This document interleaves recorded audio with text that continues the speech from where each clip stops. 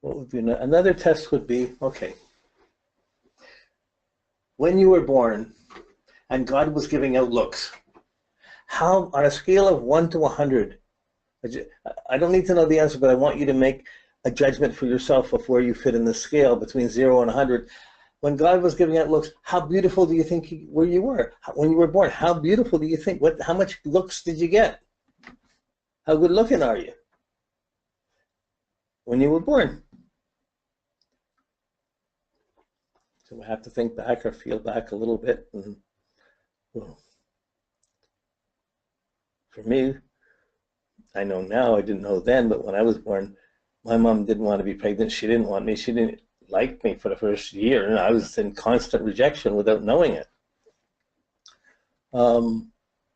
And I discovered that later in my life. When she told me, when I found out about this, I realized, I throw everything in when I want to be with someone, but the minute they backed off, I was instantly paralyzed or threatened or feeling rejected. And it was there from the time I was born, but I didn't see it. Didn't have the wits to fathom the emotional qualities going on. So some people are really strong Venus, some people are really strong Mercury, some people, and it fluctuates which planet's predominating in our perception anytime. Usually we jump from one planet to another and we're in our soul's perception of experience. But so, well, how beautiful, you got your image of how beautiful you thought you were, how handsome you thought you were when you were born. Okay, so now today, on a scale of 1 to 100, how beautiful or handsome do you think you are now? Will you flirt with a 20-year-old? Will you, how beautiful or handsome do you think you are now? Okay, now, what's the difference between the two numbers? Of course, this doesn't work if you're a Leo, because if you're a Leo and your Sun and Venus are in Leo, you're obviously going to think you are given 100% of the looks, and you're still 100% now. But really, we're somewhere in the spectrum, and that credibility difference is, whoa, how beautiful, how worthy, how am I? So the reason you know there's a God is that beautiful women and handsome men who get everything given to them, because they're so beautiful, so handsome, they turn 50. And the world changes. So most people have to go through, I can't get what I want, I better do something more valuable, or at least have something valuable if I can't just go on looks or whatever. Most people are working out something like this and making compromises and evolving their values. But the really beautiful and handsome people, they ride it as long as they can. But life is cruel. As we get older, our looks and our values don't stay the same. So this valuation, that's evaluation is, how do you evaluate yourself? How beautiful were you when you're born? How beautiful or handsome are you now? Whoa. And if your beauty isn't, or handsomeness isn't getting better, are you living a more worthy or more beautiful life, or a richer life, or more satisfied life? Or are you haunted and not getting these things? Or are you angry or rejected? Like, whoa. So envy and lust, vanity, like, it's what we expect to get. It's interesting, like with fish in the ocean, tropical fish, say angelfish, they have these patterns on them. So with angelfish, there's many different kinds of patterns, but an angelfish will only mate with another fish that has exactly the same pattern, and it will avoid all the others. So there's a Venusian application just in the fish world. But what we're attracted to, what we don't, what's satisfying, what's not. Everybody likes to be satisfied. Everybody likes to get something that's nice, or get to feel that the world is being improved. And nobody likes it to go down, but the advertising world survives on it. The business world survives on this. If you aren't in love and you're not having sex and aren't satisfied, then you may as well buy some chocolate, or eat a jug of ice cream, or have a drink, or go shopping, or everything else is what's next. What else can you do if you don't get this? It's all Venus stuff. Advertising is how to get people to buy, to want something. So we dress to be, how do you want, do you want me, do you don't want me? Like well, it's it's kind of funny, you know. You might think I'm beautiful or handsome like this, but boy, you should see me with my clothes off. It's so much better, or so much worse, or whatever. Like, these are just funny little things, insights you begin to say, can it work like that? But you know, when you're going to school, were you happy? Were you feeling appreciated or liked in the first year? In grade 1, or in grade 3, or in grade 5, or in grade 10? For me, I never met it. Every year in grade school, the teachers were as violent as the students.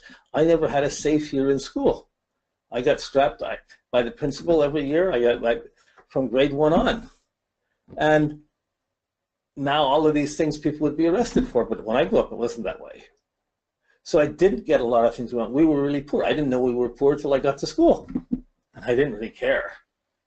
But the texture of how we run in and develop our values, how we experience things, this is really our emotional story. And it's fascinating how we evolve and how we grow through our emotional challenges, our highs, our lows, our great indulgences, and our pathetic losses. Have you gained something? Once I won the lottery, I had so much money, then I blew it all. Now I have nothing, I can't get a job. Venus lesson. Not about the winning can be Jupiter, but usually it's, what have I got? I got this. I'm the best. Nobody loves you when you're down or out. All of these things of attracting, repulsing, getting, losing, not having, misusing, these are controlled by our Venus. It's hard enough to deal with our own desires and wants when you're with one person or in a group. There has to be some social value of why everyone's coming together. And there's all different kinds, from just different parties and fun times to, when you get older, there's a lot more volunteer things and places wanting to do things to help people who have less than us. This maturing of the emotions, all that glitters isn't gold. So how do you turn, how do you turn something beautiful into something that you could share or give? Or do you have to hold on to it all the time? There's different states that your emotions can be in. So what do you want? What are you attracted to? What are you satisfied with? So when we're trying to get relationships, we're trying to be with someone, we can love someone, then we make trade-offs to how we got to live, what we got to do, who's paying for what. And then by the time you make all these trade-offs, you're looking at the love and saying, is this what I want? One can have love and not be content. But it's two different levels. One can let the discontentment destroy the love if you're living really closely, if you don't learn to deal with your emotions or transfer it to other places.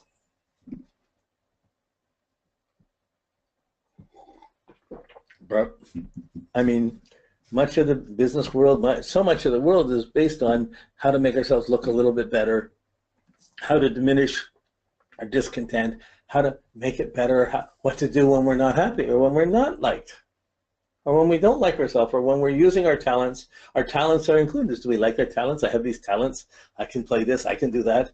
Or I can never be good enough. I'll never do anything like that. I'm not good enough. I can't sing. All of these things.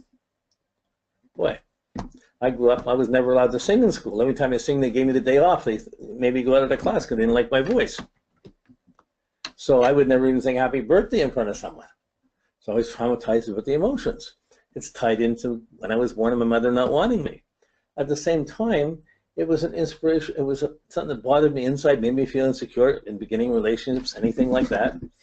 But over the lifetime, it was something that inspired me to do something more worthwhile and more valuable to prove I was worth. So it helped me in inspiring me to build a musical instrument, to learn drums, to learn.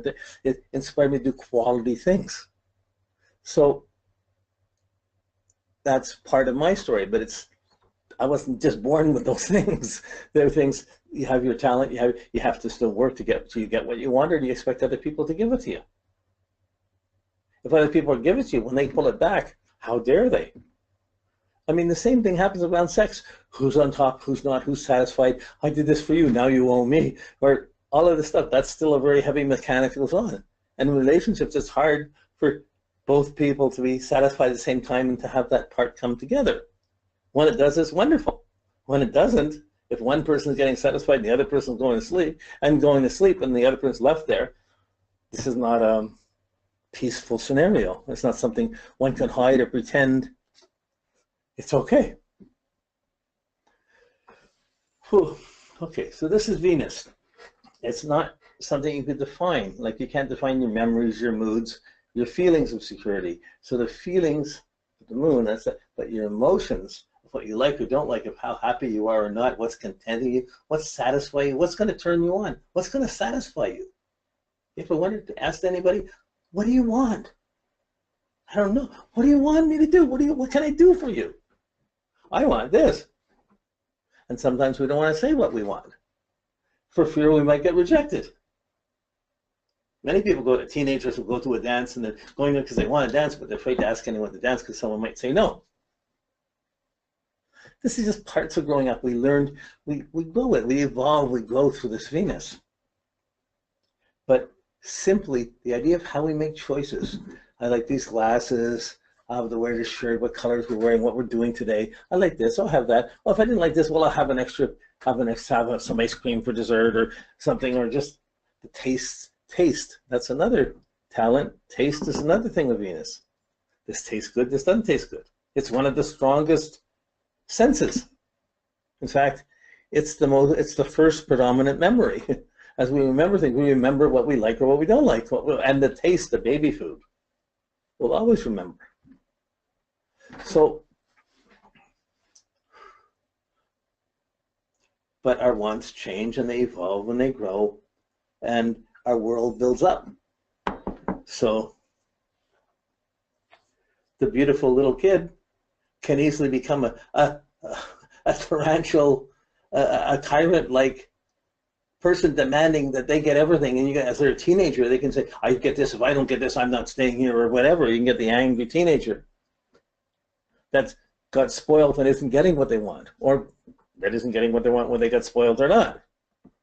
So Venus will never be can only be 49 degrees maximum away from the sun.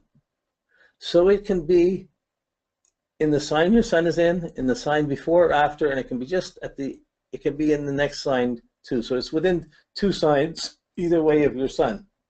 So when it's the same sign as your sun, your confidence and your charm and your style becomes accentuated.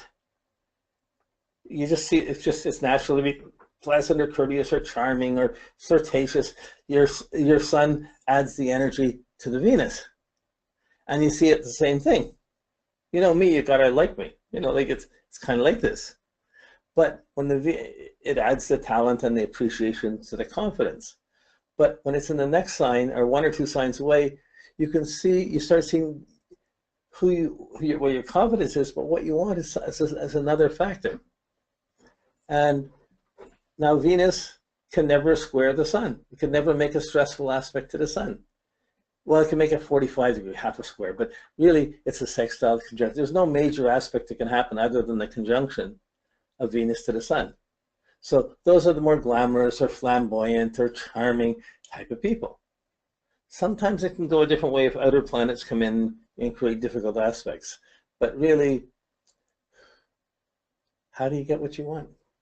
How do you include that in your life? How do you have that agenda come along? I got to have this. I can't live in this kind of house. I got to live in nature. I can't live in the city. We have so many choices of things that we want and choices that we make. And we have confidence based on how secure we feel. Our confidence with the sun, we'll get to that next week, but how secure we feel, how good we think, how clear we can see things, and how beautiful, how much we can be satisfied or content.